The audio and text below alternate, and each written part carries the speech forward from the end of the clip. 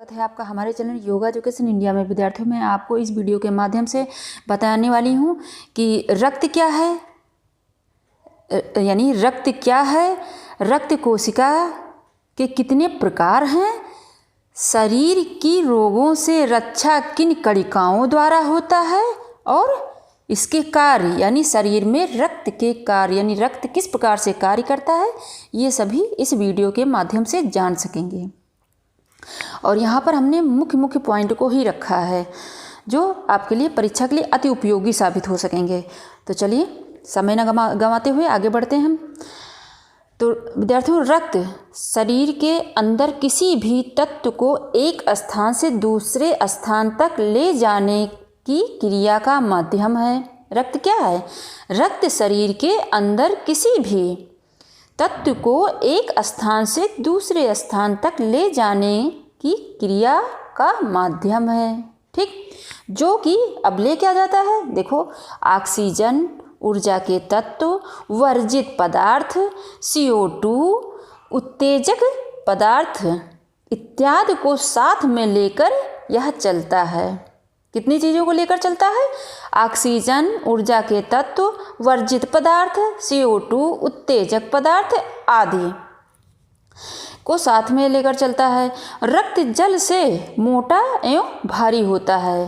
रक्त, या ध्यान दें, रक्त जल से मोटा एवं भारी होता है। ठीक, अब ये मात्रा नोट कर लें विद्यार्थियों, ध्यान से समझना। पुरुष में इसकी मात्रा शरीर के भार की, ये ध्यान देना, शरीर के भार की 8%, शरीर के भार 8% और स्त्री में 7% होती है। यानी पुरुष में 5 से 6 लीटर और स्त्री में 4 से 5 लीटर, तो ये 7% हुआ शरीर का भार। और ये पुरुष का 5 से 6 लीटर 8% हुआ। यानी सब ये ध्यान रखना कि शरीर के भार की बात चल रही है, यहाँ पर शरीर के भार के हिसाब से तुलना की गई है। आगे बढ़ते हैं। रक्त का तापमान समझें, रक्त का तापमान कितना होता है? तो 38 सेंटीग्रेड या 100.4 फ़ारेनहाइट होता है।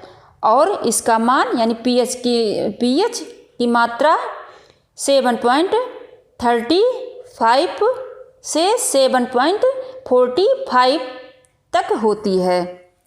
देखो, रक्त का तापमान 38 सेंटीग्रेड यानी 100.4 यानी 100.4 फ़ारेनहाइट होता है। और pH की मात्रा, इसमें pH की मात्रा 7.35 से लेकर 7.45 तक होती है। ठीक, और यह हल्का क्षारीय प्रकृति, यह हल्का क्षारीय और इसकी प्रकृति क्या होती है? हल्का क्षारीय होता है और यह अपारदर्शी एवं नमकीन होता है। विद्यार्थियों, ये ध्यान दें, यह क्वेश्चन बन सकते हैं। धमनियों में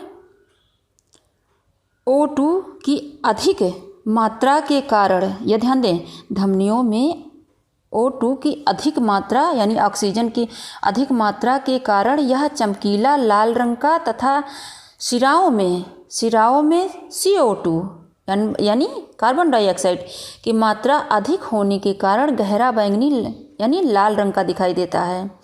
जैसे आप ये समझते हैं, देखो, धमनियों में O2 यानी ऑक्सीजन की धमनियों में ऑक्सीजन की अधिक मात्रा के कारण यह चमकीला लाल रंग का दिखाई पड़ता है तथा शिराओं में CO2 की मात्रा अधिक होने के कारण गहरा बैंगनी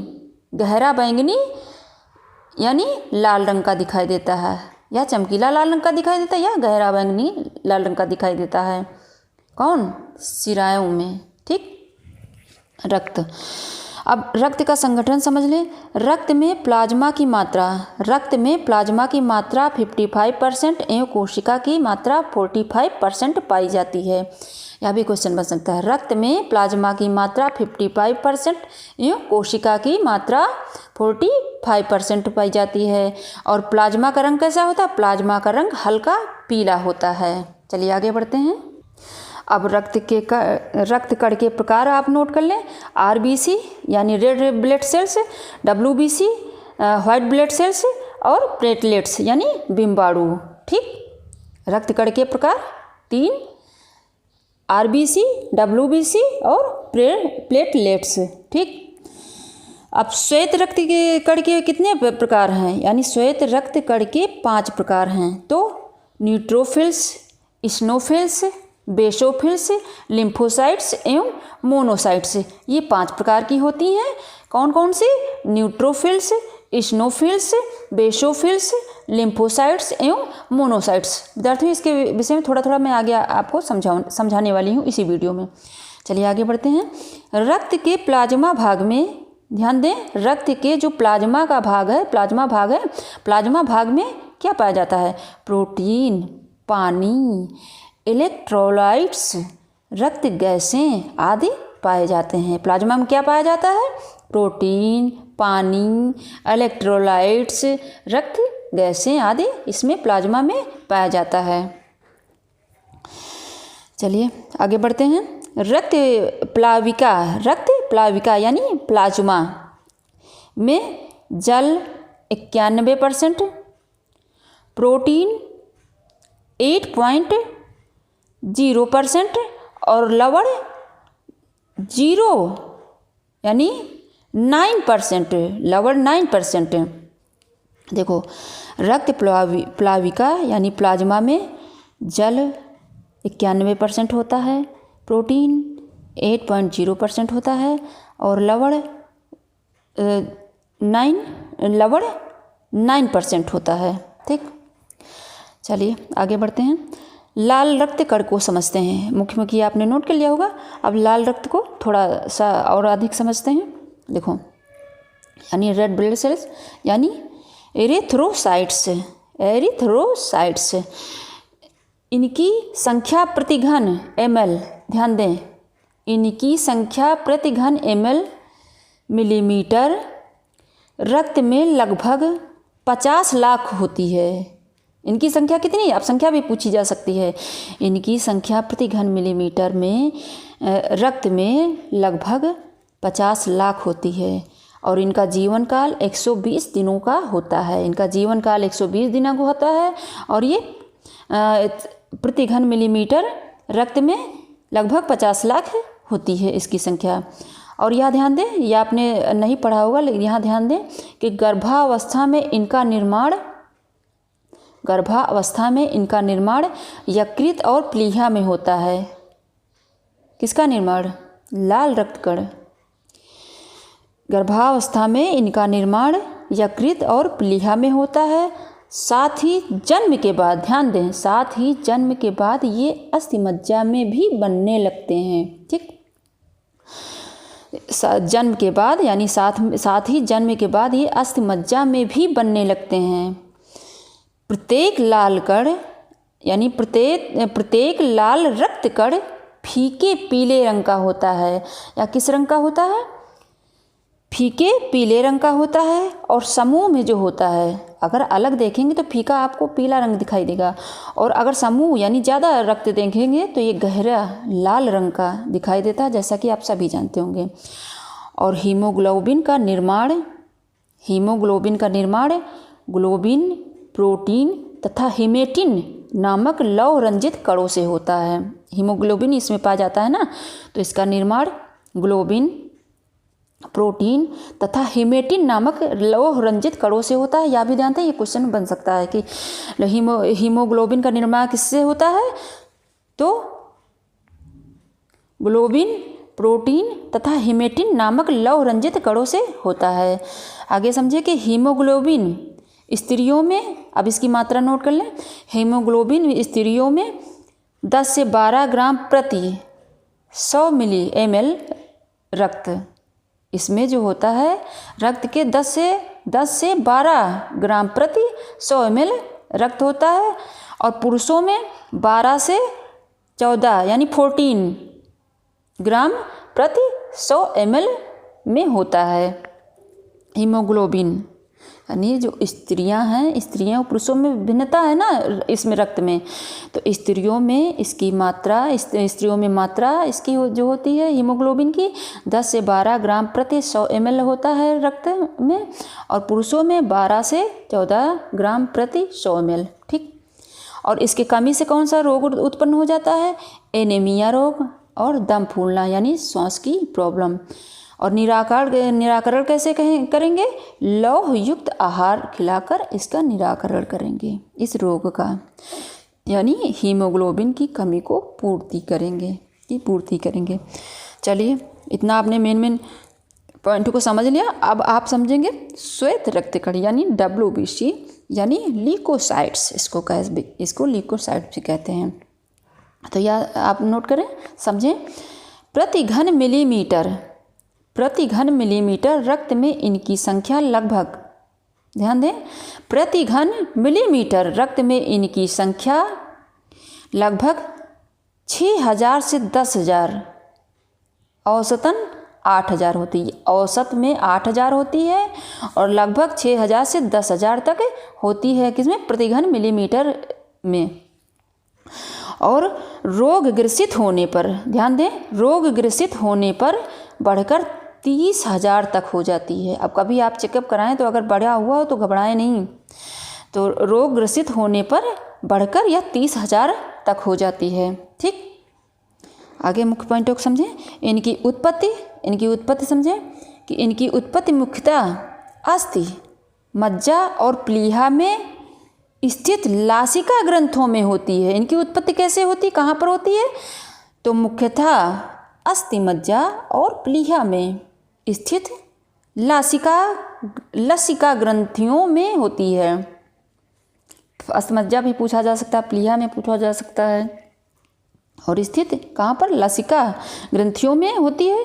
इसमें एक या एक से अधिक केंद्रक हो सकते हैं। इसमें एक या एक से अधिक केंद्रक होते हैं और RBC में केंद्रक नहीं पाए जाते हैं, यह भी ध्यान रखना। इनकी उत्पत्ति कहाँ पर होती है? अस्थिमज्जा और प्लीहा में स्थित अस्थिमज्जा और प्लीहा में स्थित लासिका ग्रंथियों में होती है। इसमें एक या एक से अधिक केंद्रक हो सकते हैं। अब केंद्रक पूछा जा सकता है तो एक भी हो सकते हैं और इससे अधिक भी हो सकते हैं। और इनका कार्य है सुरक्षात्मक, यानी सुरक्षा प्रदान करती हैं, और विजातीय पदार्थों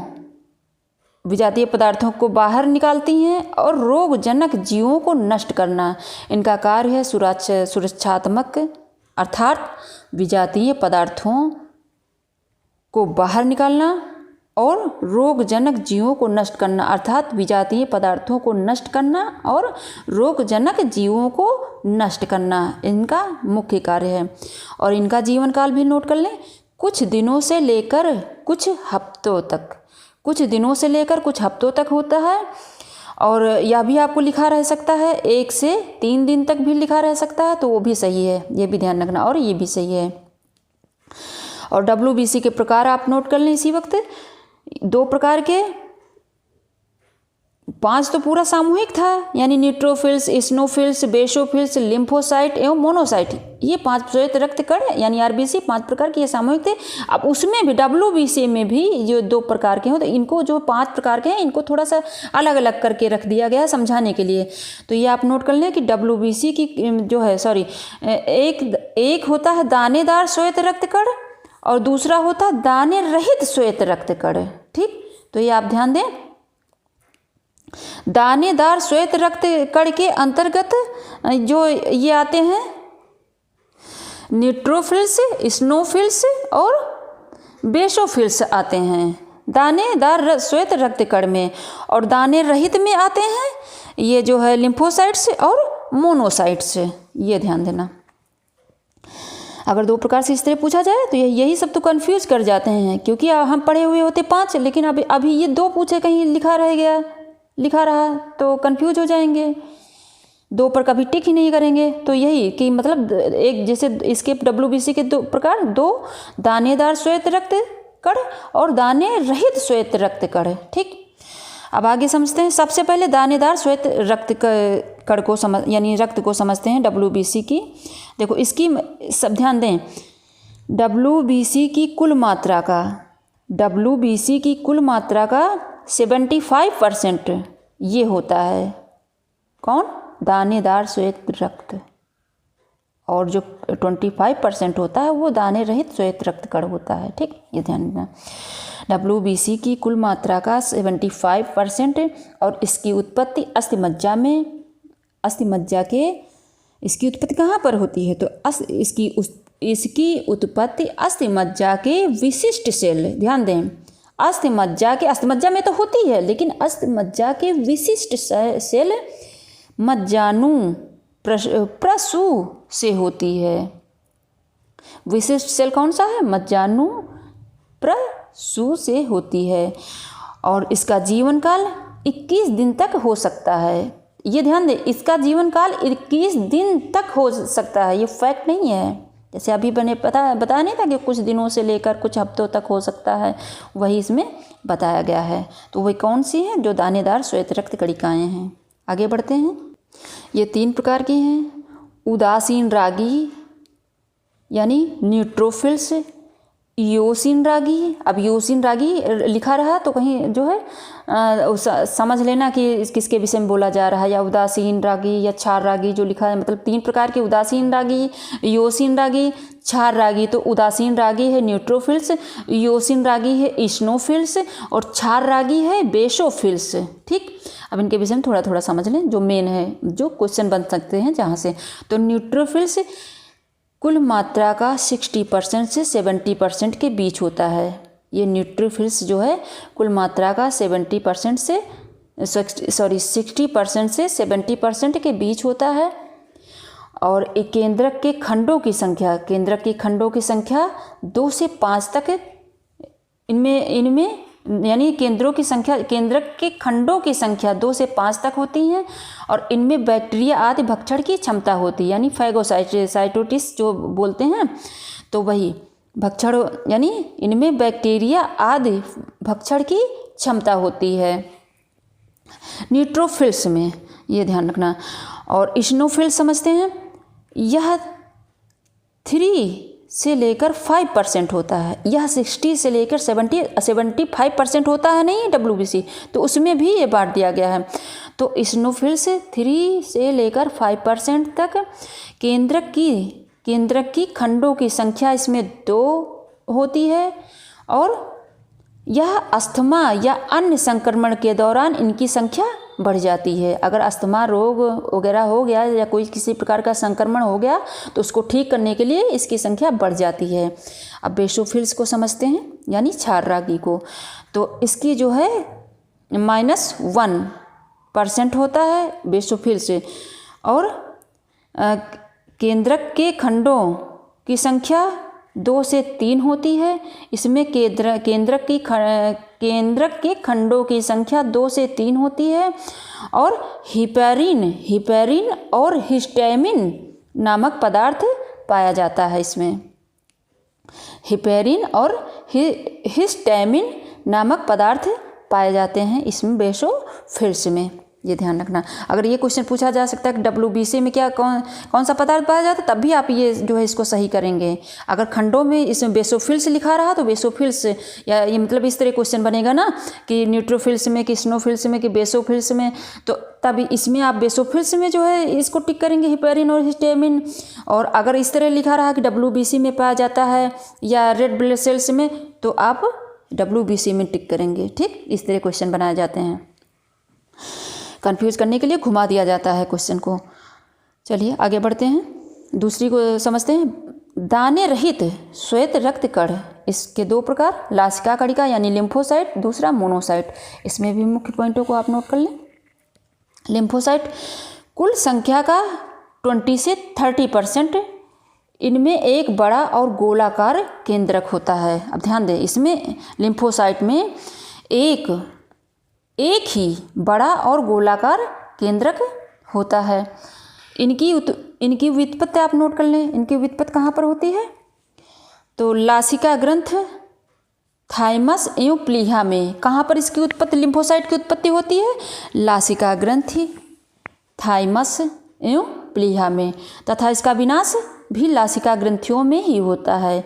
और ये प्रतिपिंड का निर्माण करती हैं जिसके द्वारा शरीर की रक्षा करती हैं। ये क्या करती हैं? प्रतिपिंड का निर्माण करती हैं जिसके द्वारा शरीर की रक्षा करती हैं। और लेकिन यह ध्यान है, इसमें भक्षण क्षमता नहीं होती, यानी फैगोसाइटोसिस की क्षमता इसमें नहीं होती है लिम्फोसाइट में। ठीक, आगे बढ़ते हैं, मोनोसाइट को समझते हैं। यह 3 से लेकर 5% तक इसकी मात्रा होती है। इसमें एक केंद्रक होता है। इनकी व्युत्पत्ति कहाँ पर होती है? अस्थिमज्जा में, लासिका यानी लसिका ग्रंथ में तथा प्लीहा में। कहाँ पर इनकी व्युत्पत्ति होती है? अस्थिमज्जा में, लसिका ग्रंथ में तथा प्लीहा में। और भक्षण क्षमता होती है इसमें भक्षण क्षमता होती है। लिम्फोसाइट में भक्षण क्षमता नहीं होती है। ये भक्षण क्षमता होती है तभी तो ये कार्य करती हैं। देखो ध्यान दो, इसी वक्त कार्य भी आप समझते चलें। ये बैक्टीरिया बाह्य पदार्थों एवं क्षतिग्रस्त ऊतकों को निष्कासित करती हैं। ठीक, अब आगे समझें बिम्बाणु को, यानी प्लेटलेट्स को, यानी थ्रोम्बोसाइट्स को समझते हैं। यह प्रतिघन मिलीमीटर रक्त में इनकी संख्या, ध्यान दें बिम्बाणुओं की संख्या की बात चल रही है यहाँ पर।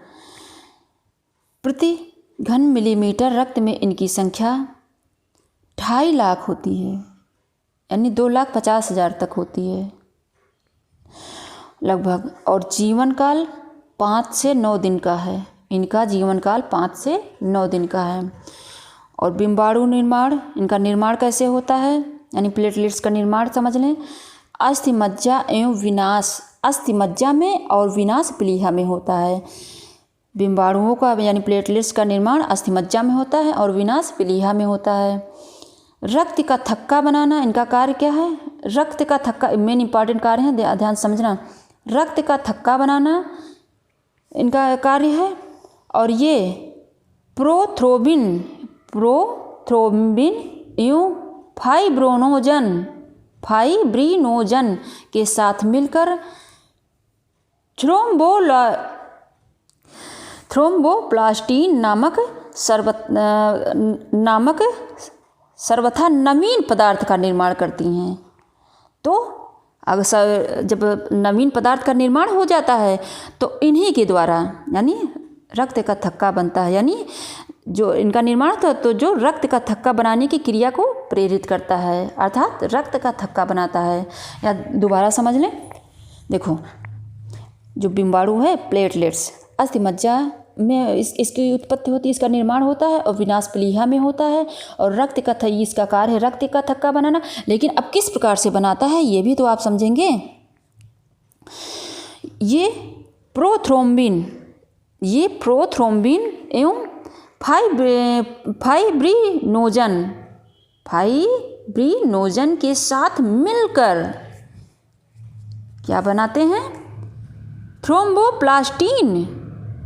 थ्रोम्बोप्लास्टिन नामक, ध्यान दें, नामक सर्वथा नवीन पदार्थ का निर्माण करती हैं।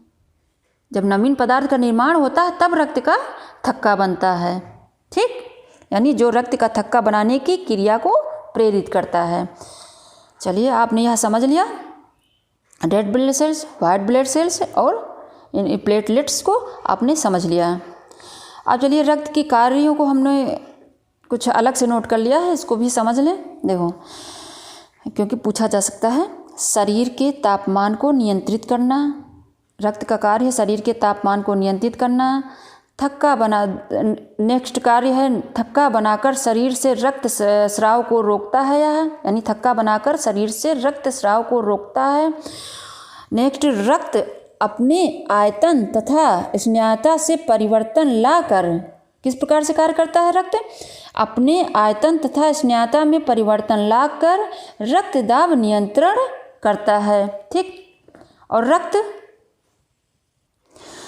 रक्त फैगोसाइटोसिस क्रिया यानी भक्षण को ही फैगोसाइटोसिस क्रिया कहते हैं। तो रक्त फैगोसाइटोसिस क्रिया एवं प्रतिपिंड तथा प्रतिविष का निर्माण कर शरीर की रक्षा करता है। रक्त अंतःस्रावी ग्रंथियों के स्राव रक्त अंतःस्रावी ग्रंथियों के स्राव हार्मोन्स को अपेक्षित अंग विशेष तक पहुंचाता है। रक्त का कार्य क्या है? यह अंतःस्रावी ग्रंथियों के स्राव, या ध्यान दें, हार्मोन्स किसके द्वारा पहुंचता है पूरे शरीर में? तो रक्त में मिलकर पहुंचता है। ध्यान दें, रक्त अंतःस्रावी ग्रंथियां के स्राव हार्मोन्स को अपेक्षित अंग विशेष तक पहुंचाता है, साथ ही हार्मोन्स एवं अन्य स्रावों के निर्माण के लिए आवश्यक पदार्थों को ग्रंथियों को उपलब्ध कराता है। ध्यान दें कितना महत्वपूर्ण कार्य करता है। और रक्त भोजन से प्राप्त पोषक तत्वों को अपने परिवहन के समय समस्त ऊतकों में वितरित करता है और आवश्यकता पड़ने पर संग्राही स्थान से पुनः लेकर अपेक्षित स्थान पर पहुंचाता है, यानी संग्रह भी करता है और जहाँ कहीं ज़रूरत पड़ती है तो पहुंचाता भी है। यानी ध्यान दें कि रक्त भोजन से प्राप्त पोषक तत्व है को अपने परिवहन के समय समस्त ऊतकों में वितरित करता है और आवश्यकता पड़ने पर संग्राही स्थान से पुनः लेकर अपेक्षित स्थान पर पहुंचाता है। और विद्यार्थियों एक और महत्वपूर्ण कार्य नोट कर लें। फेफड़ों में ग्रहण की गई वायु में से हीमोग्लोबिन की सहायता से O2 यानी ऑक्सीजन को ग्रहण कर शरीर की प्रत्येक कोशिका को उपलब्ध कराता है। कोशिका में विभिन्न चयापचयी क्रियाओं के दौरान उत्पन्न विषैले तत्वों को संबंधी उत्सर्जी अंग तक पहुंचाकर शरीर से विसर्जित करवाता है। जैसे अब यहाँ नोट कर सकते हैं कि उत्सर्जी अंग कौन से हैं और किसके द्वारा यह विसर्जित करवाता है विषैले तत्वों को? वृक्क के द्वारा यूरिया, वृक्क, फुफ्फुस यानी फेफड़ा तथा त्वचा के द्वारा अनावश्यक जल और फुफ्फुस के द्वारा कार्बन डाइऑक्साइड आदि को बाहर निकालता है। कहाँ से विसर्जित करवाता है? देखो, वृक्क के द्वारा यूरिया, ठीक, वृक्क, और फुफ्फुस तथा त्वचा के द्वारा अनावश्यक जल, और फुफ्फुस के द्वारा कार्बन डाइऑक्साइड आदि को बाहर निकालता है। तो कितने महत्वपूर्ण कार्य करता है यह रक्त? तो विद्यार्थियों, यह मैंने सिलेबस के अनुसार ही यहाँ पर जितने भी वीडियो मैं बना रही हूँ नेट के सिलेबस के अनुसार ही बना रही हूँ। तो आप सभी ध्यान से समझना और दूसरे बच्चों को ज़रूर शेयर करना। अगर आप हमारे चैनल पर नए हैं तो सबसे पहले मेरे चैनल को सब्सक्राइब करना और बेल आइकन ज़रूर प्रेस करिएगा, ताकि मैं जैसे वीडियो अपलोड करूँ आपको तुरंत सर्वप्रथम वीडियो आपको प्राप्त हो सके। और इसमें हमने रक्त के विषय में मेन पॉइंटों को समझ लिया है और इसी में से अगर क्वेश्चन बनेंगे रक्त के माध्यम से, जैसे कहीं से भी क्वेश्चन बन सकते हैं ना, अगर रक्त क्वेश्चन बनेंगे तो इसी में से बनेंगे। और इसमें हमने मुख्य पॉइंटों को काफ़ी अच्छे से मैं नोट भी कर लिया होगा, यानी हमने तो नोट किया है, लेकिन आपकी अगर इच्छा होगी तो आप भी नोट कर लेना, नहीं तो जो है वीडियो को रोक कर ही आप इसी वक्त याद करते चलेंगे और यानी पहले समझेंगे फिर याद करेंगे। इच्छा होगी तो नोट्स भी तैयार कर लीजिएगा। तो अगले वीडियो तक धन्यवाद विद्यार्थियों।